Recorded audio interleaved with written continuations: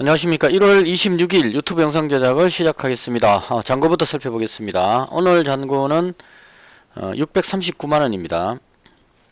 그래서 오늘은 마이너스 만원입니다. 오늘도 그 휴마시스에서 수익이 한 20만원 났었는데요. 오늘은 단타 매매를 잘못해가지고 벌었던 거 다 그냥 반납해버렸습니다. 반납하고 포지션을 새로 구축했습니다. 그동안 계속 그 휴마시스 쪽에 집중해서 해왔었는데, 그 오늘 중간에 단타 매매에서 한번 삐끗하고 나서, 좀 그 포지션이, 그 보유 종목이 완전히 흐트러져가지고, 싹 다 정리 한번 하고, 장 끝날 때쯤 해갖고 다시 잡았습니다. 그래서 결과적으로, 마이너스 만원으로 마감을 했고요. 일단, 그 위험 관리를 해야 되겠다는 생각이 계속 들고 있습니다. 시장에 대한 개인적인 생각입니다.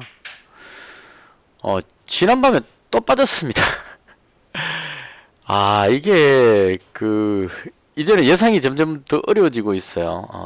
많이 빠졌기 때문에 반등 나올 줄 알았는데, 그런 게 안 먹히고 있습니다. 많이 빠졌는데도 계속 빠지고 있는 그런 현상이 나오고 있고요. FOMC 그 정례 회의를 하루 앞두고 하라겠다 이렇게 나오는데요. 그러니까 이제 오늘 저녁에 그 FOMC 회의록이 발표가 되겠죠. 그럼 이제 그 회의록 내용에 따라서 이제 그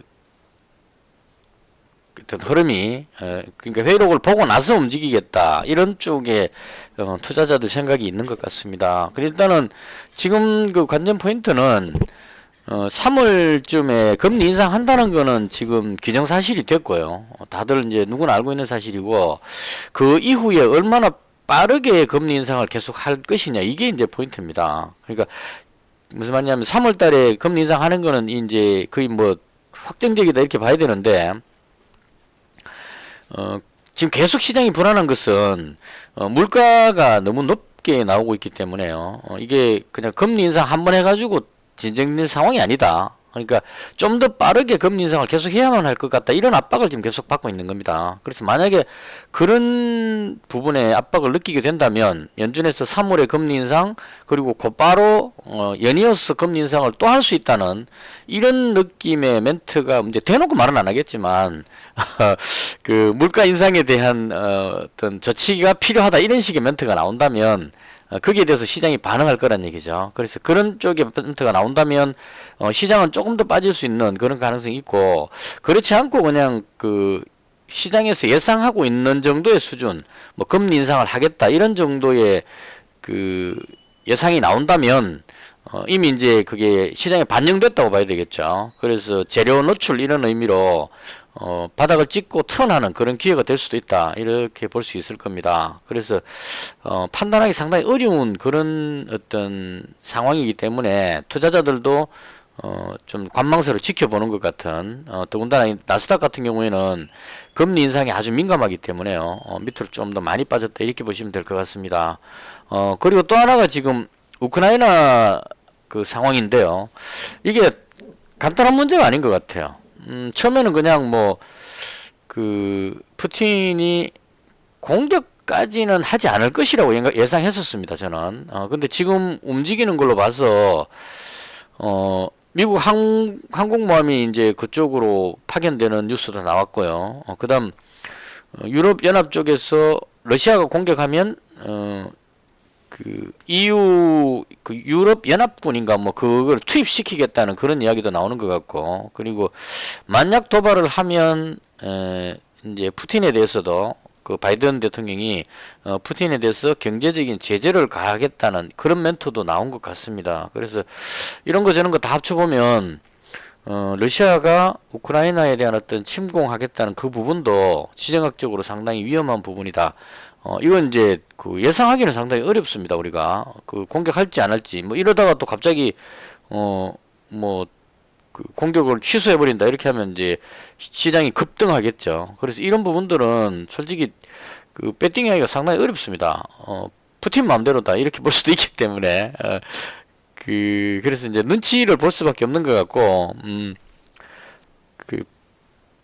이제 대응은 빨리 해야 된다 이렇게 봐야 될 것 같습니다. 그러니까 무슨 말이냐면 만약에 즉 러시아가 우크라이나를 공격할 것이라고 예상한다면 석유 관련주라든가 뭐 기타 이런 종목 쪽에 이제 베팅을 매수를 하겠죠. 근데 그렇게 하고 매수해 놨는데 만약에 공격을 안 해버리면 시장이 급반등하면서 뭐 석유 관련주라든가 전쟁 관련주가 급락해 버릴 수도 있다는 얘기입니다. 그래서 그걸 가지고 이제 투자자들이 상당히 눈치 보기가 심하다 이런 쪽으로 오늘 장이 그렇게 많이 보였어요. 그래서 이 금리 인상 우려가면 하나 하고 그 다음에 그 우크라이나의 어떤 지정학적 그 위험하고 이 두 가지가 공존하고 있기 때문에 대응하기가 상당히 어렵다 그렇게 보실 수 있겠습니다. 그러니까 이렇게 그 예상되지 않는 어떤 일이 앞에 일어날 것 같을 때 이럴 때 투자자들의 투자 심리가 가장 위축이 된다 이렇게 보시면 될 것 같아요. 그러니까 예측이 불가능 예측하기 어렵다는 얘기는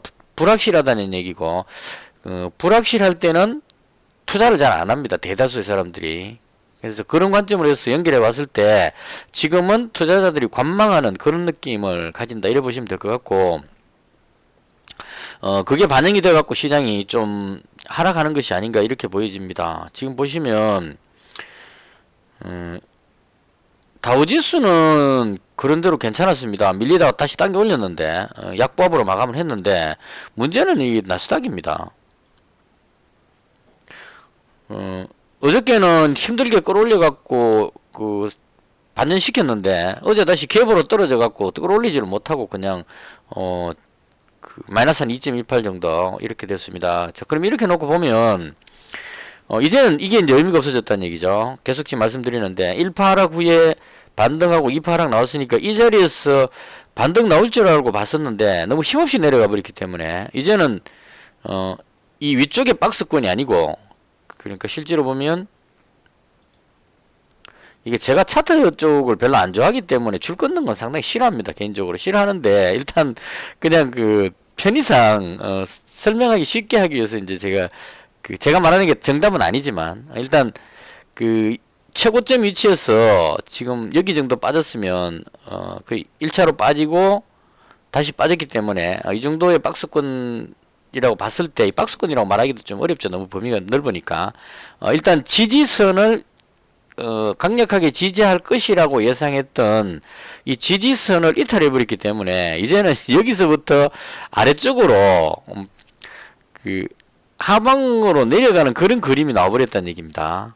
그러니까 제가 보는 관점에서 이거 전문가가 아니면서 이런 말 하려니까 조금 그렇긴 하지만 제가 해석하기에 그렇다는 얘기입니다. 아래쪽으로 내려와 버리기 때문에 이제는 여기서 위로 올라가는 개념 아니고 여기가 고점으로 보고 1차로 빠지고 있는 그런 느낌입니다. 그래서 여기서 여기 정도 사이로 내려가는 쪽 그림이 나오고 있다 이렇게 보면 될 것 같아요. 그래서 개인적으로 봤을 때 좀 올릴 줄 알았는데 어제 또 밀려버렸기 때문에 이제는 방향을 더더욱 예측하기가 상당히 힘들다.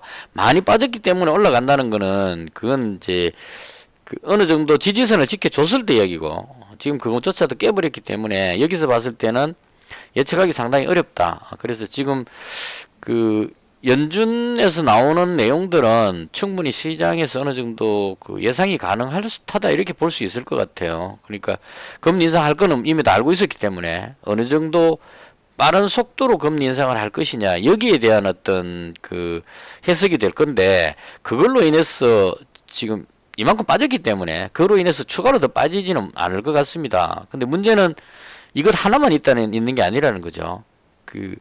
러시아가 우크라이나를 침공하려는 그런 행동들이 계속 나오고 있기 때문에 군사적인 어떤 국경선에서 러시아 군대가 거기서 훈련을 하는 그런 부분이라든가 그다음 우리나라에서도 이제 우크라이나가 위험하니까 거기 이제 여행 주의 뭐 이런 쪽에 이제 경고가 나오고 있고 우크라이나 정부에서 하는 말은 이제 당분간은 공격하지 않을 것이다 이렇게 이야기하고 있는 것 같아요. 그건 좀 더 불안하죠. 당분간은 공격하지 않는다는 얘기는 언젠가 공격할 것 같다는 얘기로 해석할 수도 있습니다.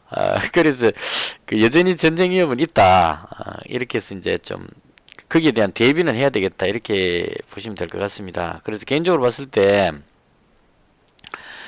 우량주 쪽으로 매매해갖고 뭐 상승하겠다 이렇게 보기에는 지금 너무 불안 요소가 큰 게 두 건이 붙어 있다는 얘기입니다. 전쟁이라는 종목 그것도 증시에 가장 안 좋은 악재에 속합니다. 우리 그저 코스텔라니 선생님 책에 쓰는 거 보면 화약 냄새가 나면 정시는 겁나간다 이렇게 이야기를 해놨어요. 그러니까 장기적인 관점에서 정시가 상승할 수 있는 가장 큰 조건이 평화입니다.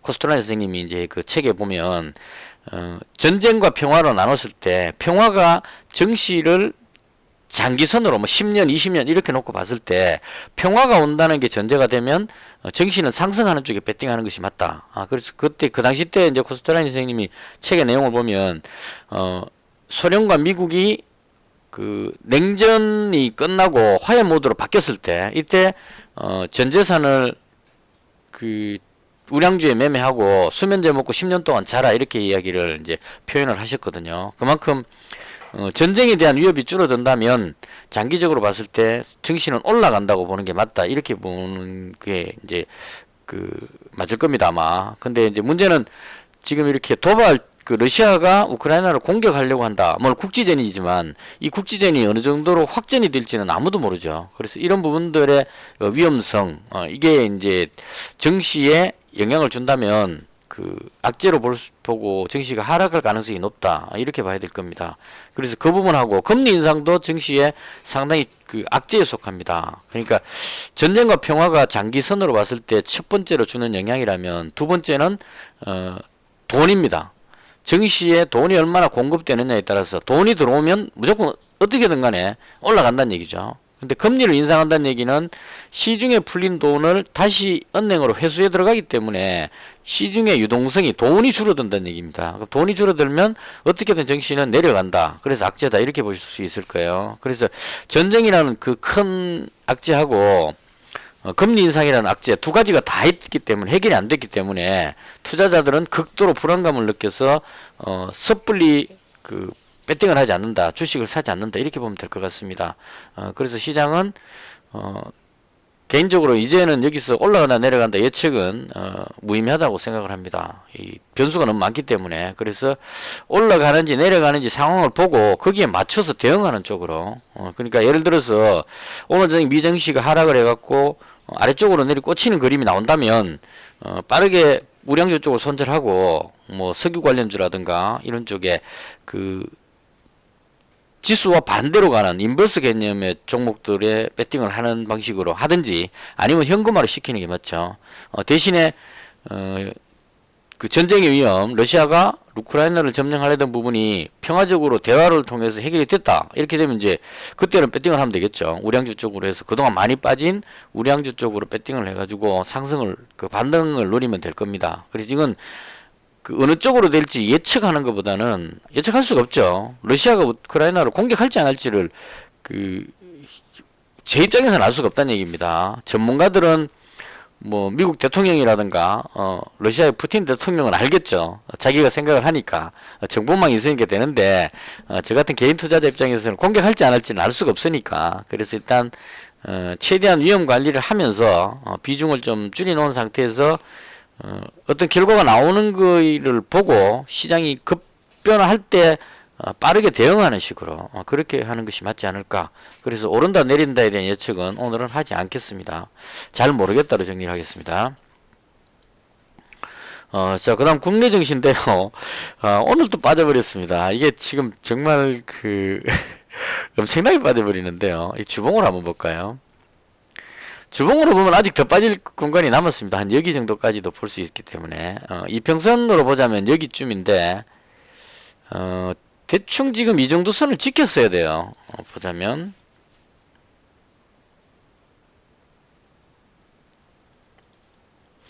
여기 정도 선을 주봉상으로 봤을 때 지켰어야 되는데 이걸 깨고 내려갔기 때문에 더 빠진다면 한 여기 정도까지는 주봉으로 줄 한번 꺼내 볼까요? 이거 줄 거 갖고 뭐 맞춰봐야 뭐 상금 주는 것도 아닌데 그냥 대충 가늠해 보는 겁니다. 만약 쭉 흘러내린다면 큰 악재가 발생하고 흘러내린다면 쭉 빠질 수 있으니까 어느 정도 만약 계속 하락을 한다면 여기쯤 왔을 때 이제는 반등을 노리고 이쯤에서는 매수가 들어간다 이런 관점으로 그냥 줄을 꺼 보는 겁니다. 근데 이게 주봉이기 때문에 이 정도면 엄청난 깊이가 돼요. 그래서 일봉으로 보자면 앞에 지금 이 기준이 없기 때문에 지금 제 주봉으로 본 겁니다. 그래서 대충 줄여보면 나올라나? 현재 있는 위치가 어느 정도 지지선 정도로 보여집니다. 앞쪽에 있으니까. 이게 지금 깨고 내려가 버렸기 때문에 문제라는 얘기예요. 여기서 내려가면 이제 더 밑으로 내려갈 수 있기 때문에. 그래서 여전히 그 불안한 상황이다. 이렇게 정리를 하겠습니다. 진짜 예측도 어렵고, 지금 그 대응하기도 지금 상당히 어렵습니다. 그래서 지수에 대한 부분은 예측을 잘 못하겠습니다. 제가 어제도 반등 나올 것 같다 그랬는데 밀려버렸거든요. 그래서 그냥 제가 예측하는 범위를 벗어났다 이렇게 정리를 하겠습니다. 자, 그다음 종목에 대한 부분인데요. 오늘 제가 좀 실수했던 건 뭐냐면 어제 제가 가지고 있었던 게 휴마시스 200만원 가지고 있었고요. 그 다음 어디 갔죠? 선희전자 300만원 정도 가지고 있었고요. 그 다음에 잉글로드랩 100만원 가지고 있었습니다. 그래서 오늘 그 오전장에는 좋았습니다. 대응을 잘했거든요. 선희전자도 플러스권에 올라왔을 때 거의 뭐 손실 안 보고 정리를 했었고요. 그 다음 단타도 처음에 오전장에는 괜찮았습니다. 근데 뒤에 가서 제가 단타를 뭘 잘못 한번 했었는데 오픈 베이스였던 것 같아요. 오픈 베이스도 아니고 지금 오늘 단타를 너무 여러 번 해가지고 정확하게 기억은 안 나는데 한 20만원 벌고 있었는데 한 번 엇박자를 한번 딱 타고 나서 벌었는 게 거의 다 줄어버렸습니다. 그래서 이제 이 디테일하게 설명해봐야 뭐 오늘 제 매매는 단타 매매는 영 잘 못했기 때문에 설명하기도 좀 그렇고 일단 하다가 그냥 한 20만원 벌어놨던 거 다 그냥 날라가 버리고 번전됐길래 다 정리하고 나서 휴마시스까지 다 정리했습니다. 정리하고 나서 최종적으로 제가 매매한 것만 설명을 드릴게요. 마지막으로 제가 매수했는 게 뭐냐면 한국석유 이 종목을 한 330만원 정도 지금 매수를 했습니다. 이 한국석유를 매수한 이유는 지금 지수가 하락할 때 대표적인 인버스 종목으로 지금 움직이는 게 한국석유하고요. 그러니까 석유 관련주 중에는 뭐 중앙에너비스라든가 흥구석유 이런 종목보다는 한국석유가 강해 보입니다. 안 밀리고 지금 어느 정도 자리를 지키고 있기 때문에 5일선 위에서 지금 버티고 있잖아요. 그래서 만약에 여기서 지수가 더 꺾인다면 예를 들어서 러시아가 우크라이나에 대해서 공격하는 그런 조짐이 더 보인다면 급등할 수 있는 그런 위치다 이렇게 생각을 합니다. 그래서 이건 그냥 제가 배팅을 해보는 겁니다. 러시아가 개인적으로 봤을 때 러시아가 이 상황에서 그냥 물러날 것 같지는 않다. 공격을 하는 듯한 어떤 모션까지 나올 것 같습니다. 미국에서 항모를 파견하는 것도 그렇고, 그 다음에 바이든 대통령이 일단 유사시에 미군을 투입시킬 수 있도록 지금 대기 상태로 준비를 시켜놓은 상태죠. 그리고 EU에서도 만약에 러시아군이 공격에 들어오면 EU 부대를 투입시키겠다는 이야기도 나오고 있습니다. 그 정도로 이제 강경한 이야기를 하는 이유는 러시아가 공격이 곧 들어올 거라고 판단하기 때문에 못 들어오게 막기 위해서 지금 압박을 주기 위해서 하는 행동이다 이렇게 봅니다. 그래서 이런 상황이더라도 우크라이나의 지정학적 상황으로 봤을 때 푸틴이 공격할 가능성도 상당히 높다 그렇게 보여져서 일단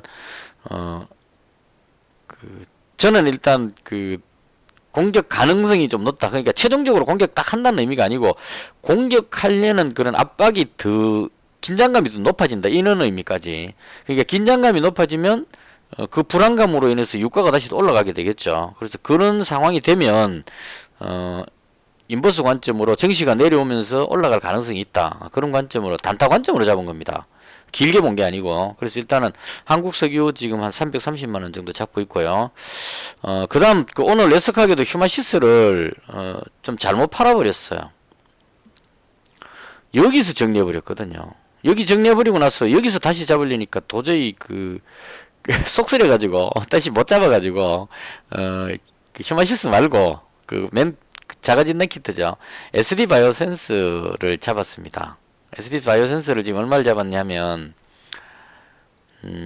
300만 원 정도 잡았는데, 이거 지금 시간에 끌어서 지금 정리하려고 다시 주문 넣어놨습니다. 57,000원에. 그 잡긴 했는데 지금 그 다시 매도하려는 이유는 확진자는 많이 나왔습니다. 보시면 어제 확진자가 13,000명 나왔거든요. 그래서 10,000명 넘을 줄 알았는데 13,000명이 돼버렸습니다. 그래서 이 정도 나오면 이제 그 자가진단 키트를 사용할 수밖에 없는 그런 상황이 됐는데, 그 제가 지금 그 어제하고 오늘하고 YTN에 나오는 그 전문가 패널이 나와가지고 하는 이야기를 들어보면, 그분들이 그 전문가여서 그런지 모르겠는데 자가진단 키트에 대해서 상당히 부정적인 생각을 많이 가지고 있어요. 그러니까 무슨 말이냐면, 아직까지 PCR 검사를 뭐 한 40만 명 정도 여유가 있답니다. 검사할 수 있는 여력이. 근데 그 자가진단 키트를 쓰게 되면 부정확하기 때문에 그 사람들이 그 자가진단 키트로 검사했는데 음성이 나왔을 때 나는 음성이다 그러고 이제 안 걸렸는 줄 알고 돌아다닐 수 있다는 얘기죠. 그래서 그로 인해서 확진자가 더 늘어날 수 있기 때문에 확실하게 검사하는, 정폭에서 검사하는 PCR 검사를 꼭 해야만 한다, 이쪽의 주장을 계속 펴는 것 같아요. 그래서 그런 전문가 쪽에 있는 사람들이 그런 주장을 하면 방역 당국에 있는 사람들도 그런 쪽의 사람들과 시각이 같다고 봤을 때 웬만하면 자가진단 키트를 안 쓰려고 시도를 할 가능성도 높다. 그러니까 지금 뭐 한 13,000명 이렇게 해가지고는 PCR 검사를 다 할 수 있다, 이런 분위기예요. 그래서 이게 한 2만 명, 3만 명 넘어가면 그때는 이제 불가능하겠죠. 검사할 수 있는 인원수의 한계 때문에. 그래서 그렇게 되면 자가진단 키트가 대대적으로 쓰이겠지만, 물론 지금도 그 일부 지역에서는 자가진단 키트가 쓰입니다. 그리고 그 앞으로 전국적으로 그렇게 확대를 하려고 지금 계획을 잡고 있기 때문에, 확진자가 어느 정도 이상만 나와준다면 전국적으로 자가진단 키트를 쓰니까 그 검사장에 가도 65세 이상인가 그분들은 PCR 검사를 하고, 그 다음 일반 사람들은 자가진단 키트를 검사하도록 이렇게 두 줄로 선답니다. 그래서 자가진단 키트를 검사하고 거기서 양성 나오는 사람을 다시 PCR 검사하는 이런 방식을 하는데, 이것도 좀 문제가 있는 게, 그 자가진단 키트로 양성 나오면 거의 그 위양성은 거의 없거든요. 무슨 말이냐면 자가진단 키트가 그 검체를 채취하는 능력이 훨씬 그 떨어진다는 얘기예요. PCR 검사보다. 왜냐면 PCR 검사 정폭시키니까. 그래서 그 정폭을 안 시키고 그냥 검사했는데 자가진단 키트에서 양성이 나왔다, 그럼 이건 거의 그 PCR 검사하면 양성이 맞겠죠.